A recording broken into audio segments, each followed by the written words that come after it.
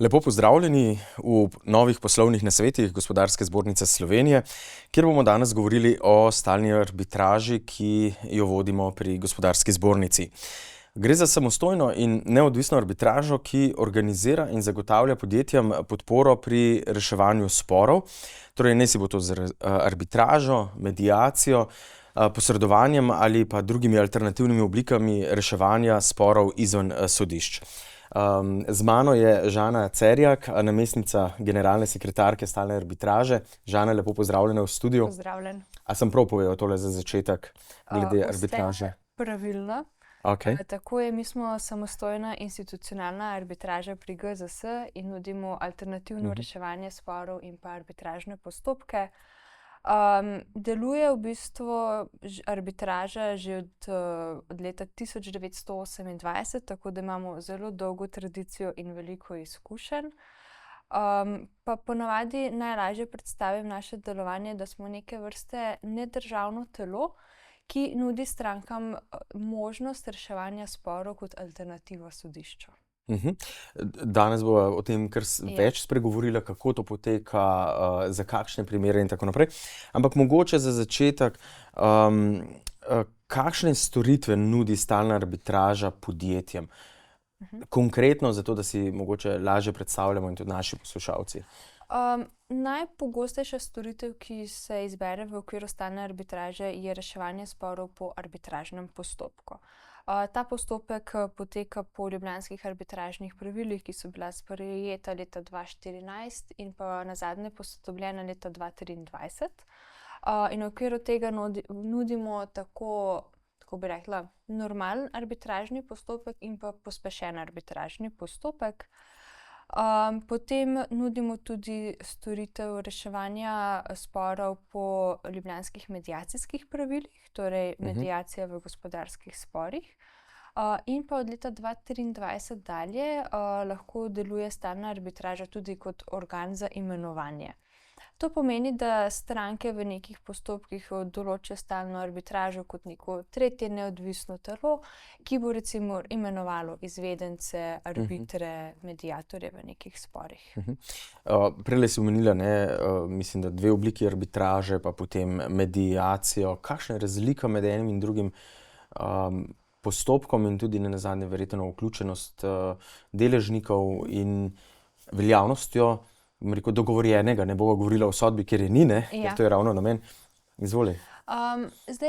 Mediacija in arbitraža sta dokaj različni med seboj. Mediacijo ljudje ponavadi asociirajo v Sloveniji, da je to zelo pogosto v kakšnih družinsko-pravnih zadevah, kar tudi je. Večinoma ljudje niti ne poznajo, da je možna mediacija tudi v gospodarskih sporih. V teh primerih gre v bistvu za reševanje spora oziroma neke težave z posredovanjem mediatorja, ki skuša najti neko soglasje ali pa nek skupen interes med strankama. Na drugi strani pa je arbitraža, ki je nekoliko bolj podobna samemu sodnemu postopku. Gre v bistvu za alternativo sodnemu postopku, kjer stranke v bistvu same nominirata arbitra ali pa senat treh arbitrov in potem v bistvu rešujejo ta spor. Končni rezultat pa je arbitražna odločba, ki je pač v bistvu ima na nek način skoraj da podoben vpliv kot sama sodba v sodnem postopku. Žana, ti delaš v sekretariatu tega arbitražnega, te stalne arbitraže, si tudi namestnica generalne sekretarke. Kakšna je pravzaprav vloga sekretariata v postopku reševanja sporov? Kaj vse morate narediti, da pride do neke arbitražne odločitve?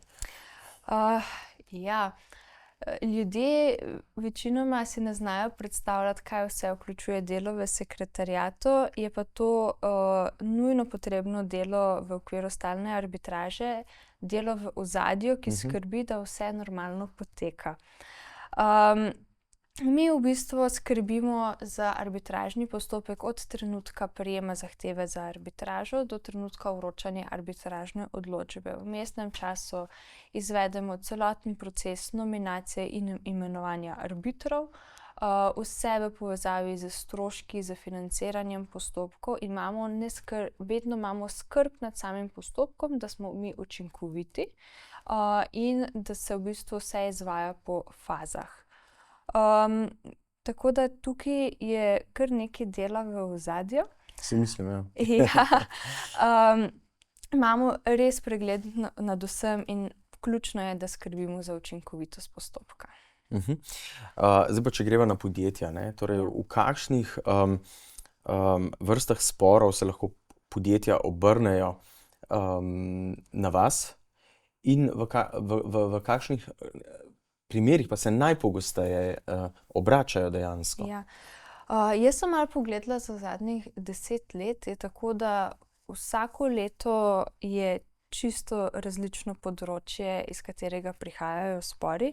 Pod črto bi rekla, da so najpogostejši spori iz gradbenih pogodb, tukaj je tudi FIDIC, na primer, pogodbe, potem pa tudi iz energetike in pa korporacijsko pravo, pa seveda razne pogodbe o poslovnih sodelovanjih. Tako da je čisto odvisno od case do casea. Kako pa podjetja dostopajo do storitev stalne arbitraže? Torej, kako se začne ta postopek? Kaj mora podjetje morda najprej razmisliti, da se odloči, ja, gremo v arbitražo, ne grem v sodni spor, ne? In potem, kako ta postopek poteka? Ja. Jaz vedno pravim, da arbitraža je soglasje strank. Stranke se morajo najprej dogovoriti za samo reševanje spora v arbitraži. Najpogosteje je to v okviru arbitražne klavzule v sami pogodbi, lahko je tudi naknadni dogovor. Zdaj, naše arbitražne klavzule za določitev pristojnosti za reševanje spora pri stalni arbitraži so na voljo tudi na naši spletni strani, in se lahko po potrebi v fazi samega pogajanja za pogodbe vključijo že v samo pogodbo. Drugače pa naša statistika v bistvu kaže, da v povprečju traja 5 let od trenutka, ko se pogodba sklene, do trenutka, ko se začne arbitražni postopek. Ta se pa začne s tem, da v bistvu ena izmed strank vloži zahtevo za arbitražo, kar pa v bistvu navadno naredijo elektronsko. No, 5 let je kar dolga doba, ne? Ja. Saj zdi se, ampak ko pa primerjamo s sodnimi postopki, smo pa kje? Ja, arbitražni postopek je hitrejši od sodnega postopka po moje kar velikem številu primerov. Po arbitražnih pravilih mora biti v okviru normalnega arbitražnega postopka izdana končna arbitražna odločba v 9 mesecih od trenutka predaje zadeve senatu oziroma v 6 mesecih, če govorimo o pospešenem arbitražnem postopku. Naša statistika kaže, da smo mi še bolj učinkoviti od lastnih pravil, zato ker v povprečju je spor rešen v 7 mesecih. Kar pomeni, da se podjetja lahko hitreje vrnejo poslovanju in se ne tako dolgo ukvarjajo z nekimi spori. No, to je zagotovo ena od pomembnih prednosti, ne? Čas je denar, pravimo, ne? Ja. Ampak katere so pa recimo še druge prednosti arbitraže v primerjavi z sodnimi postopki, ne? Čas je zagotovo ena od njih, ne? Ne vem, kako je s stroški, kako je z procesnimi zahtevami in podobno. Sama bi izpostavila, da je velika prednost arbitraže sama nominacija in imenovanje arbitrov, ne. To poteka čisto drugače kot v sodnih postopkih. Tukaj stranke same nominirajo arbitre in potem mi izvedemo celotno presojo neodvisnosti, nepristranskosti in tudi razpoložljivosti. In potem gremo v proces imenovanja osebe arbitra.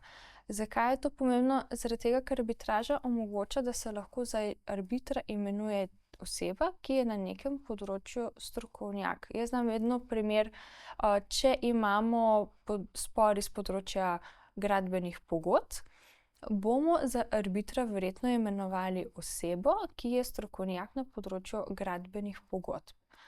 In to zelo vpliva na učinkovitost samega postopka. Kot druga prednost bi pa izpostavila zaupnost postopka. Arbitraža je zaupna. In to je za stranke velikega pomena.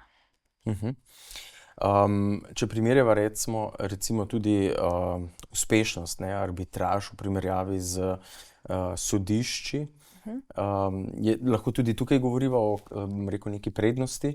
Kako uspešne so arbitraže v primerjavi z sodišči in sodbami in sodnimi postopki? Ja, moje osebno mnenje, ki ne more biti čisto nič nevtralno, ker delam v svetu arbitraže, je, da smo bolj uspešni, ampak to je moje osebno mnenje. Mislim, da neke točne primerjave tukaj ne more ravno biti, zaradi tega, ker sama si to vedno predstavljam kot dva vzporedna sistema in se potem stranke ob nastanku spora in posvetovanju z odvetnikom odločijo, ali grejo v arbitražo ali grejo pa v sodni postopek. Ker se moramo zavedati, da ni čisto vsak spor primeren za sodišče in tudi obratno, ni vsak spor primeren za arbitražo, no. No, in če se tukaj zadrživa še malce, kateri spori so bolj primerni za sodni proces in kateri za arbitražo? Kje je tista ločnica? Lahko dava tudi en konkreten primer, morda iz gospodarstva, pa da narediva primerjavo. Če bi bilo tako, bi bila bolj primerna arbitraža, okolikor pa je še ta moment zraven vključen, pa mora biti vsekakor sodišče. Jaz bi najprej vedno pogledala klavzulo o reševanju sporov, ponavadi je že tam noter določena arbitraža, no. In se Torej v pogodbi o nekem sodelovanju, prodaji, karkoli. Stranke dogovorijo, torej je že neko soglasje bilo med strankami, da bojo šli na arbitražo. To je soglasje strank v arbitraži je bistvenega pomena. Potem bi rekla, da je najprej ključno posvetovanje z odvetniki. Ko nastane spor, mora stranka ovrednotiti, ali je mogoče pa bolj koristiti, da gre v sodni postopek ali na arbitražo, zaradi tega, ker je glede nekega vprašanja že ali še ni oblikovana sodna praksa, kako je z vidika stroškov same arbitraže. In tukaj je res odvisno od vsakega konkretnega primera, no. Se je v zadnjih letih recimo spremenilo zanimanje podjetij za arbitražo in mediacijo? Vidite morda kakšen trend rasti ali kje smo? Slovenija je tukaj v tem svetu alternativnega reševanja sporov zelo tako specifično področje. Arbitraža je v tujini, predvsem v gospodarskih sporih, zelo razširjen in standardni način reševanja sporov, recimo v common law sistemih. Pri nas v Sloveniji ni tako zelo razširjena, opažam pa tekom mojega dela, da se je ozaveščenost o tem v zadnjem času res povečala. Seveda je pa še prostor za napredek naprej, kar veseli, ker pomeni to dodatne, kako bi rekla, izzive, s katerimi se lahko spopadamo, da lahko v bistvu še ljudje in podjetja, vodstvo podjetij in odvetnike še bolj seznanimo z arbitražo. Ko so se pogovarjali malce prejle še pred najinim pogovorom, ne, ki mu poslušalci lahko sedaj sledijo, so se pogovarjali, da z arbitražo seveda je povezanih kar nekaj, bomo rekli, predsodkov oziroma nekih percepcij, ne, ki morda ne držijo, pa če jih nekaj od teh pogledava. Eno je zagotovo ta, ne, da rekla si, da vodite tako domače kot tudi mednarodne arbitražne postopke, ne. To je zelo pomembno. Vendar to nekako govori tudi o tem, da arbitraža pravzaprav ni primerna samo za mednarodne spore, ne, neke večje multinacionalke ali kakorkoli, ampak verjetno tudi za manjša in pa slovenska podjetja, ne. Ja. Kako je s tem? Mi nudimo v bistvu reševanje arbitražnih sporov tako v domačih sporih kot v sporih z mednarodnim elementom. To je ponavadi, da je vsaj ena stranka s sedežem izven Slovenije. Moram reči, da v zadnjem času opažamo velik upad predvsem mednarodnih sporov, približno 37% vseh sporov pri nas je mednarodnih, ki jih potem tudi vodimo v angleščini pogosto. Ker postopek arbitraže lahko poteka tako v slovenščini kot tudi v angleščini, kar je predvsem dobrodošlo v mednarodnih sporih. Arbitraža ni namenjena samo za neke mednarodne spore z velikimi spornimi zneski.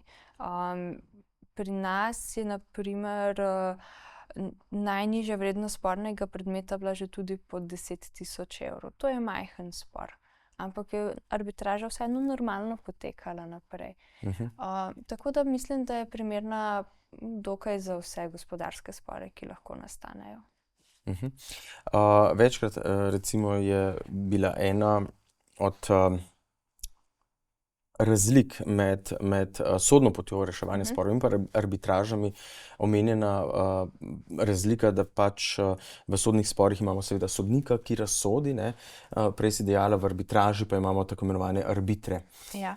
In da zelo pomemben je tudi ta postopek imenovanja arbitrov in kdo je arbiter, ne. Kako poteka sam postopek imenovanja? Zdaj, v arbitraži moramo najprej ločiti, da lahko imamo arbitražni senat, ki je sestavljen iz 3 arbitrov ali pa arbitra posameznika. Pri nas je okoli 57% imenovan arbiter posameznik. To pa v bistvu poteka samo imenovanje tako, da morajo stranke najprej podati nominacijo osebe arbitra. Mi izvedemo celoten postopek presoje neodvisnosti, nevtralnosti in pa tudi razpoložljivosti arbitra in potem se stalna arbitraža potem odloča o samem imenovanju arbitra. Potem, ko je arbiter imenovan oziroma ko sta imenovana 2 arbitra in nominirata tudi predsednika senata, sledi v bistvu predaja zadeve še njim naprej. Moram reči, da v fazi nominacije in imenovanja arbitrov ponavadi sama v sekretariatu najbolj opazim, kako zelo globok je spor med strankama. Predvsem takrat, ko morajo skupaj nominirati arbitra posameznika. Stranki sta že takrat v sporu, a ne? In bosta težko našli neko soglasje. Zato je tudi ta varovalka v pravilih, da v primeru, da soglasje ne morete dobiti, da lahko gremo na imenovanje strani predsedstva stalne arbitraže. Torej, da predsedstvo imenuje, ne? Ja, da ga takrat imenuje predsedstvo. Zato, ker tukaj je že spor med strankami, ampak vseeno, tudi v tem primeru postopek normalno poteka naprej, pravila tudi to urejajo. Ampak zaupanje v arbitra, ne, je verjetno tukaj kar ključnega pomena, ne? Tudi z vidika verjetno potem na koncu neke odločitve, ne, da sta obe stranki zadovoljni, da verjamete, da gre za neko kljub vsemu pošteno odločitev, čeprav vemo, da verjetno ne gre vedno v korist vseh, pa vendarle, ne? Ja, arbiter je neodvisen, nepristranski. To je osnovni pogoj. Tudi ne sme biti videz, da se vzpostavlja kakršenkoli dvom v neodvisnost in nepristranskost. To je osnova same arbitraže. Zato mi te faktorje pred samim imenovanjem zelo podrobno preverjamo.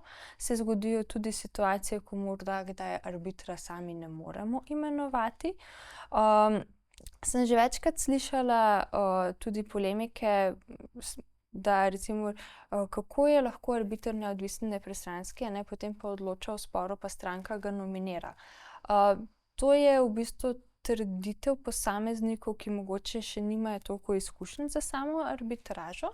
Tukaj z veseljem pomagamo z v bistvu obrazložitvijo zadeve, da arbitraža predstavlja reševanje spora strani arbitra, ki je neodvisen, nepristranski in seveda tudi je razpoložljiv za čas, v katerem mora odločati o sporu. Ampak v tem procesu, ne, nominacije, imenovanja arbitrov, so to predvsem ljudje, ki so pravniki, torej z pravno izobrazbo in stroko, ali so to tudi strokovnjaki z drugih področij verjetno, ne? Na primer, prej si omenila, da veliko arbitražnih procesov na področju gradbeništva, tam zagotovo verjetno so arbitri tudi strokovnjaki s področja gradbene stroke. Ja. Kako je s tem? Zdaj, arbiter ni nujno pravnik. Pod črto pa lahko rečemo, da večinoma so pravniki. Pomembno je pri arbitru predvsem to, da pozna to področje, v okviru katerega poteka spor, da ima izkušnje za samo arbitražo, da je tudi razpoložljiv tekom samega postopka in da pač v bistvu je izvedena iz presoje neodvisnosti in nevtralnosti. Je pa to v bistvu prednost arbitraže, da se omogoča tekom postopka imenovanja res strokovnjaka na nekem področju.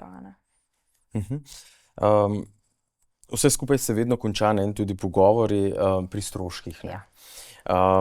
In tukaj je zagotovo tudi bistveno vprašanje za podjetja, ko nastane nek spor, kaj nas bo seveda katera pot reševanja nas bo več stala, poleg seveda verjetno časovne komponente. Če primerjava arbitražo z sodnimi stroški oziroma sodno potjo reševanja, primerjalno, recimo v povprečju nekih primerov, katera pot je dražja, oziroma verjetno je percepcija, da je arbitraža kljub samo dražja od sodnih sporov. Ja, to je večkrat izpostavljeno, arbitraža je vedno dražja, sama se s tem popolnoma ne strinjam.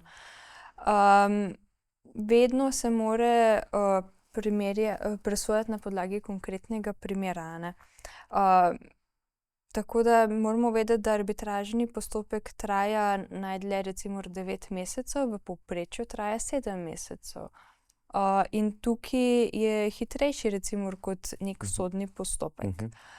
Tem gre to samo za enostopenjsko odločanje, ni tako kot v sodnem postopku, tako da ni nujno vedno dražji postopek. Je pa seveda odvisno od vsakega konkretnega primera.